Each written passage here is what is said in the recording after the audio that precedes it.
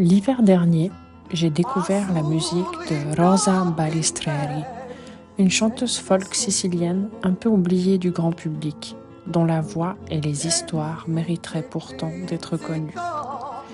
Cette découverte est née alors que je faisais des recherches sur la musique sicilienne, après une discussion avec ma nonna Francesca à propos de mon envie de travailler sur nos origines et l'histoire de notre famille en Sicile.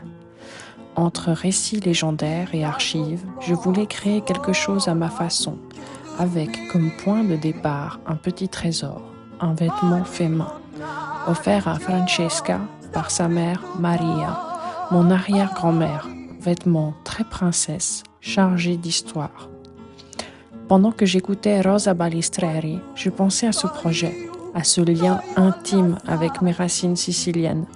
Puis, j'ai découvert qu'une fondation venait de se créer pour valoriser l'œuvre de cette grande chanteuse. J'y ai fait une petite donation, modeste, comme je pouvais.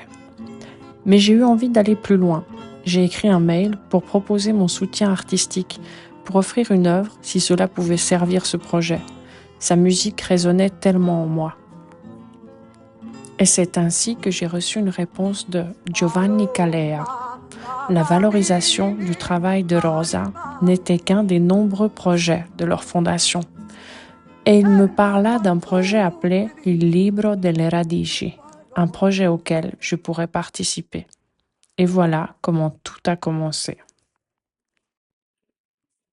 Giovanni m'explique que Il Libro delle Radici voyage avec lui et Davide Morici, fondateur de ce projet.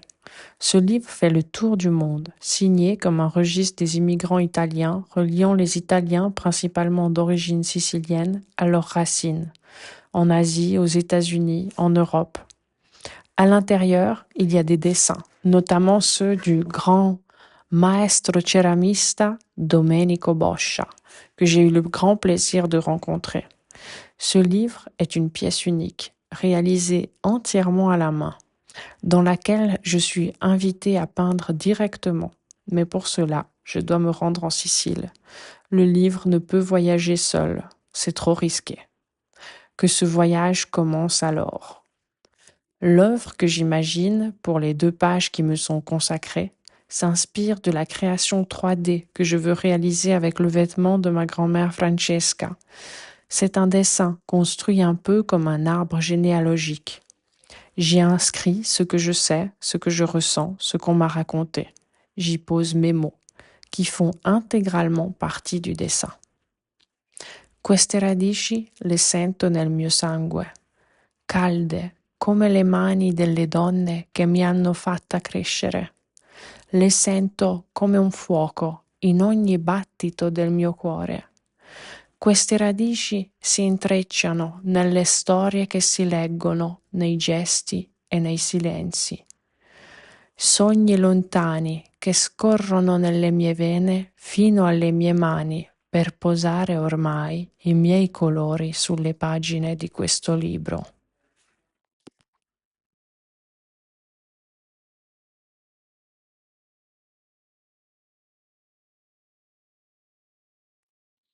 Cette première étape sur la piste de mes racines a été intense. Le livre a été présenté à 3 endroits. Premièrement, dans le quartier de Passo di Rigano à Palerme. Ce jour-là, à Passo di Rigano, il y avait des artistes céramistes, une créatrice de bijoux, des photographes, le père d'un footballeur célèbre, son fils, un politique en charge du quartier. L'émulation, ça bouillonnait. J'ai présenté mon œuvre une première fois. C'était émouvant et un peu fou. Ensuite, le lendemain, à l'oratoire de San Lorenzo, selon Giovanni l'un des endroits les plus beaux de Palerme, j'ai présenté mon œuvre une 2e fois, après avoir suivi un cours avec Aya Kagawa, seul maître officiel à exporter l'art du kizungi, réparer ce qui est brisé avec de l'or. Le lendemain, cette rencontre artistique se clôt par un repas international au restaurant Mille Suoli, un moment hors du temps, magique. Ce séjour à Palerme a été, vous l'aurez compris, intense, riche de saveurs, d'émotions et m'aura profondément touché.